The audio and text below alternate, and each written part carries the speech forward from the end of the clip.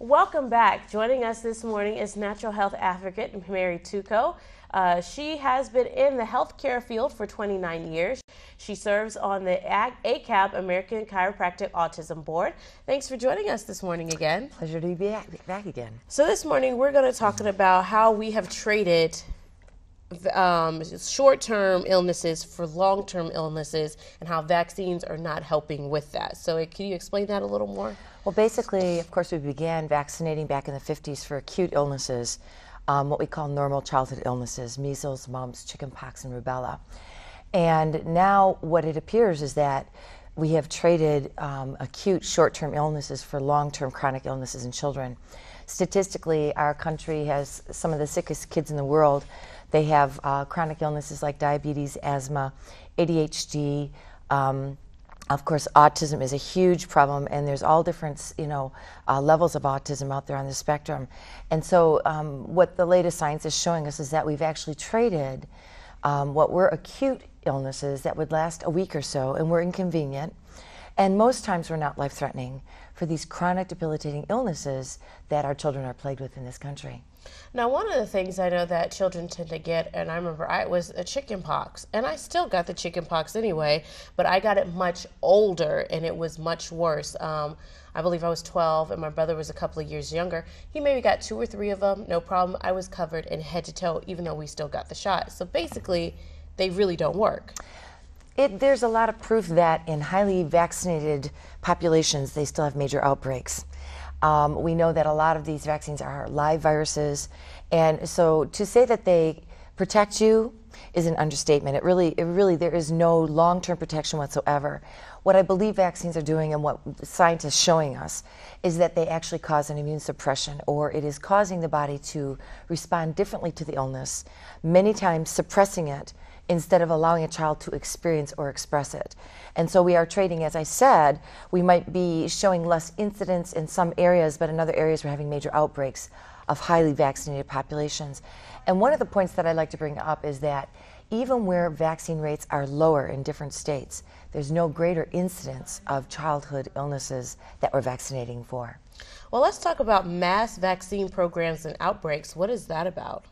Well, basically, we have seen statistically across the country that they'll go in and, of course, do a huge vaccine program for different states. And then within a month or two, we have epidemics of those types of illnesses, like measles outbreaks, for example.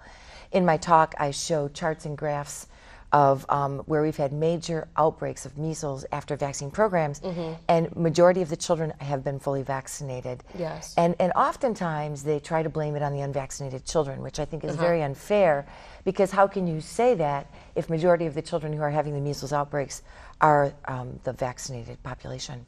Now let's talk a little bit about, I want to throw in a swine flu a little bit, because one time we were discussing that, and they're getting ready to, they're testing the vaccine that they've come up with. Do you think that's the same, that might happen again, where, like you were saying, they gave the children some of these shots, but then they still broke out with it anyway? So you think that will that kind of happen with the swine flu maybe? Well, the swine flu was a disaster, the last flu vaccine program we had. It caused a lot of severe neurological problems, and they pulled it within a few months. Unfortunately, when they say that they've tested these for safety, they're really not being honest and straightforward with you. Because if that's the fact, then they would have seen the devastation it would have caused and never would have released it. This vaccine is going to be no different. This vaccine is very scary to me. I believe that many, like the WHO, said that this flu is not life-threatening, that it is actually a mild case. And yet there's so much media push on this vaccine. I'm very concerned about it, and I tell parents all the time, you need to really think about whether or not you want to get this vaccine and whether you want your children to. And it really upsets me too that they're thinking about going back into the school systems and actually giving these vaccines to your children in school. There was one study I saw where parents said that, yeah, that's okay, it's not too bad, but don't ask me to do that. And I'm thinking, why would parents want their children to get a vaccine that they themselves are not comfortable with? Yes. I'm really afraid that we're going to rush to market with this vaccine. It's a combination of the avian flu, the Spanish flu, and the swine flu, supposedly. I believe it's a created virus a laboratory created virus, and I think it can be very dangerous. I think it kind of goes along the lines where they try to give you a flu shot and people still wind up having the flu anyway. And then, if you already have a precondition beforehand, the flu just kind of makes it worse. You don't necessarily die from the flu. So some of the things I'm seeing in the stories that are being told is that you're not dying from the swine flu, you're dying from complications of the stuff that you had before. It's been proven that when Medicare decided to cover the flu vaccine for senior citizens, that very next year, hospitalizations of senior citizens skyrocketed. So, we have to really stop and look at what we're doing. I think what we're doing is we're all looking for a magic pill or a magic injection that's going to save us from some inconvenient illnesses. The bottom line is that's not the key to health care.